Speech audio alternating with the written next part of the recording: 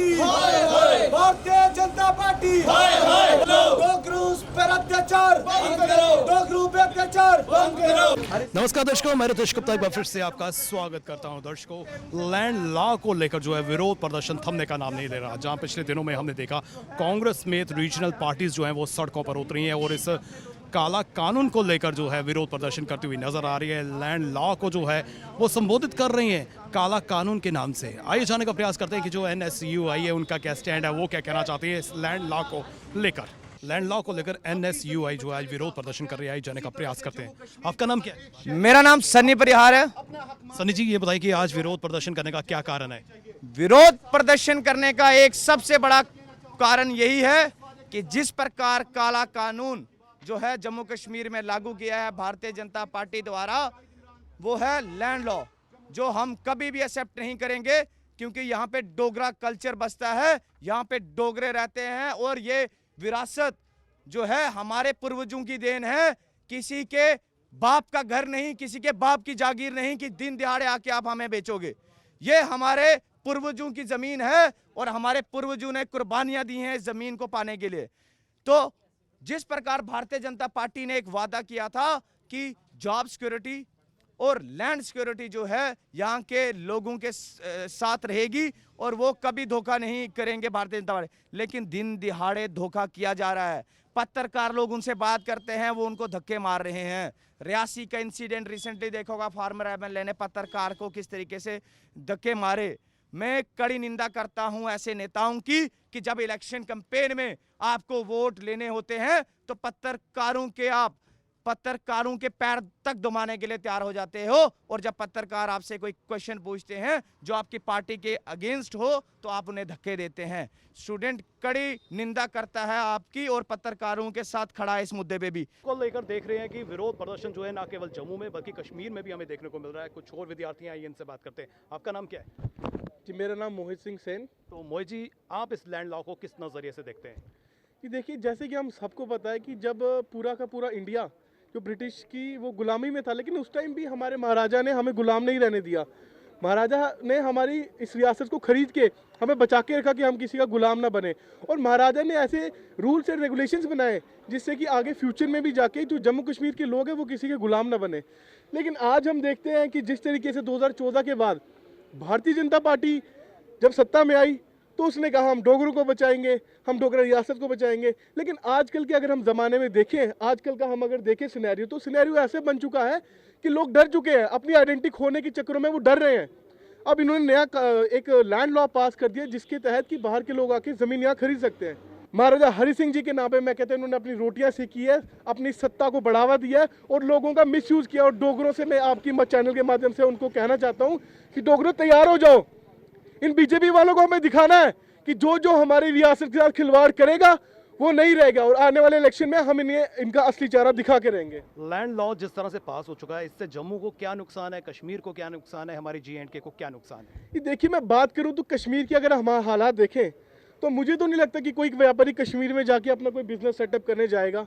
जो आएंगे वो तो जम्मू ही आएंगे। जिस तरीके से रिसेंटली लैंड ग्रैबिंग के सिनेरियोज भी सामने आ चुके हैं, तो उससे तो जाहिर सी बात है, यही पता लगता है कि ये लैंड ग्रैबिंग इसलिए की जा रही थी क्योंकि इन्हें पता था कि लैंड लॉ आएगा, उसके बाद ये बड़े बड़े बाहर से लोग बुलाएंगे और उनको लैंड्स बेच देंगे और अपनी पार्टनरशिप में यहाँ पर अपना पैसा बनाएंगे। बाहर से लोग आएंगे तो आपको नहीं लगता कि विकास होगा? सर, विकास 2014 से चल रहा है, लेकिन अभी तक विकास तो कहीं दिखा नहीं।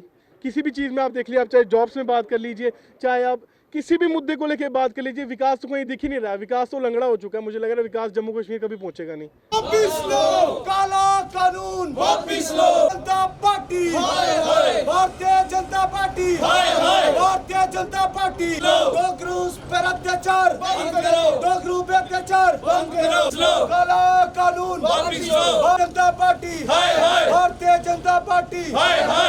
लैंड लॉ को लेकर आपका क्या ओपिनियन है? सबसे पहले अपना नाम बताइए। जी, मेरा नाम शिवम सिंह परिहार है। तो शिवम जी, क्या ओपिनियन है आपकी इस लैंड लॉ को लेकर? जी, ये जो काला कानून है ये सिर्फ इंडस्ट्री के नाम पे जम्मू के लोगों को ठगा जा रहा है। जो कि यहाँ पे बताया जा रहा है कि जो डोगरे हैं उनका हमेशा उन्हें फूल बनाया गया है, मतलब मूर्ख बनाया गया है, और अभी तक बीजेपी ये काम करते आ रही है।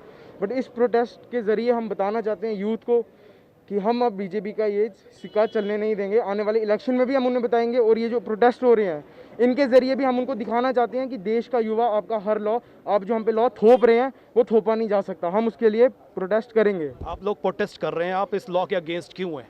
हम इस लॉ के अगेंस्ट इसलिए हैं क्योंकि जो महाराजा हरि सिंह जी की लेगेसी है उसे सिर्फ एक इंडस्ट्री बिजनेस के नाम पे ये नीलाम किया जा रहा है ज़मीनों को, वो हम होने नहीं देंगे। ये हमारे महाराजा हरि सिंह जी का ड्रीम था कि जम्मू सिर्फ जम्मू वासियों के लिए है। जब पूरा देश अंग्रेज़ों के कब्जे में था तब भी जम्मू कश्मीर आज़ाद था, वो महाराजा हरि सिंह जी की वजह से था। तो अब आप क्या चाहते हैं? हम चाहते हैं कि ये जो कानून है हम इसे तब तक अपोज करेंगे जब तक ये वापस नहीं लिया जाए, और हम करते रहेंगे। अभी तो ये फिर भी एक छोटा सा प्रोटेस्ट है, अगर तब भी नहीं हमारी आवाज़ सुनी गई तो हम इससे बड़ा प्रोटेस्ट करने की कोशिश करेंगे।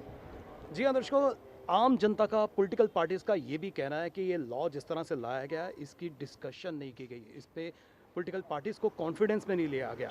आइए जाने का प्रयास करते हैं कुछ और युवा क्या कहना चाहते हैं। आपका नाम क्या है? मेरा नाम यासिर राशिद है और मैं यही कहना चाहता हूं कि जिस तरह की बीजेपी ने यहाँ पे अपनी गंदी पॉलिटिक्स की है और जम्मू कश्मीर के लोगों के साथ हमेशा धोखा किया है, यहाँ का युवा कभी भी ये नहीं सहेगा और अपनी इन विरोध जो भी उनकी नीतियाँ हैं उनको विरोध करने के लिए वो रोड पे आएगा और उग्र प्रदर्शन करेगा।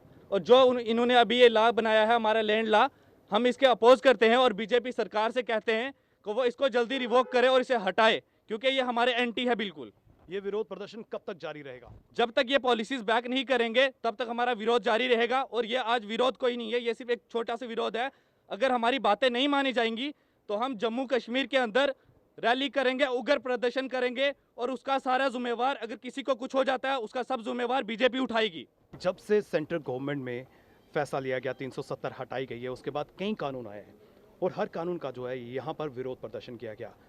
फार्मर्स की बात करें, प्रॉपर्टी टैक्स की बात करें या फिर लैंड लॉ की बात करें, कुछ दिन शोर पड़ता है, विरोध प्रदर्शन होते हैं, उसके बाद सेंट्रल गवर्नमेंट एक और लॉ पास कर देती है। पिछले कानून जितने भी पास हुए हैं उनमें शांति आ जाती है। तो क्या लगता है कि इस कड़ी पे क्या होने वाला है? देखिए, ये तो बीजेपी का पिछले कई सालों से इसी तरह का चलता आ रहा है। वो पहले एक पॉलिसी को पार करते हैं, फिर उस पर एक छोटा सा उस पर लेगेसी निकालते हैं, फिर वैसे ही कर देते हैं। मैं समझता हूँ ये इनको जो जम्मू कश्मीर के जो लोगों के साथ भेदभाव करने का काम जो है वो बीजेपी पिछले कई सालों से करते आ रही है। तो इस लैंड लॉ के अगेंस्ट क्यों है? देखिए, लैंड लॉर्ड के अगेंस्ट इसीलिए हैं। आज देखिए, हमारा जो जम्मू कश्मीर के लोग हैं, ये पूरे वर्ल्ड में डोगरा एक ही स्टेट है, वो है जम्मू एंड कश्मीर। आज जब उसको बेचा जाएगा बाहर के लोगों के हाथों में तो आप खुद ही समझदार हैं, आप भी एक जम्मू के वासी हैं, आपको भी पता है कि आगे आने वाले दिन कैसे होंगे। क्या चाहते हैं आप, क्या होना चाहिए और अगला कदम क्या रहेगा? हम तो यही डिमांड करते हैं, अब जल्द से जल्द इसको रोल बैक किया जाए, नहीं तो आने वाले दिन स्टूडेंट्स क्या, आम नागरिक क्या, जम्मू एंड कश्मीर के सारे सड़कों पे होंगे। दर्शकों, लैंड लॉ की अगर पर्टिकुलर बात करें तो इस कानून के पास होने से जो है भारत देश का कोई भी बाशिंदा जो है जम्मू कश्मीर में आ सकता है, जम्मू कश्मीर की लैंड खरीद सकता है, यहाँ पर बिजनेस कर सकता है, यहाँ पर रह सकता है, जिससे जम्मू के लोग, कश्मीर के लोग जो है कहीं ना कहीं प्रभावित होंगे।